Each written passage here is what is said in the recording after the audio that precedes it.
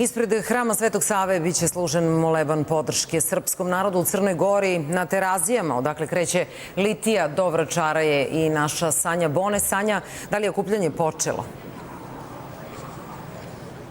Kao što možete da vidite iza mene, građani su u velikom broju već počeli da se okupljaju ovde na Terazijama sa svim simbolima Srpske pravoslavne crkve, a iz minuta u minut očekuje se da taj broj bude još veći do 16 časova kada će svečana litija krenuti ka hramu Svetog Save gde će biti održan moleban. Na čelo ove molitvene kolone u znak podrške srpskom narodu u Crnoj Gori, na Kosovu i Metohiji i u svim srpskim krajevima biće vikar patrijarha Srpske pravoslavne crkve, episkop Remizijanski Stefan, koji će u hramu Svetog Save zajedno sa ostalim sveštenstvom iz tog hrama da održi moleban Presvetoj Bogorodici.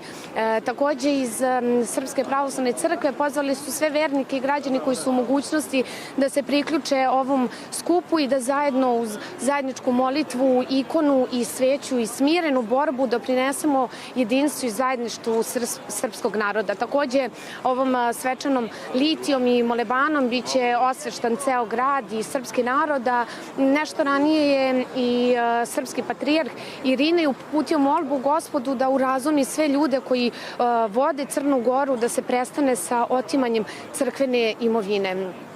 Takođe, napomenula bih i za sve oni koji uskoro kreću ovom trasom da će od 16 časova, kada će odavde sa Terazija krenuti svečana litija ka hramu Svetog Save, gde će se u 17 sati održati moleban, verovatno će ili biti usporen ili u potpunosti obustavljen saobraćaj. Toliko za ovo uključenje. Studio.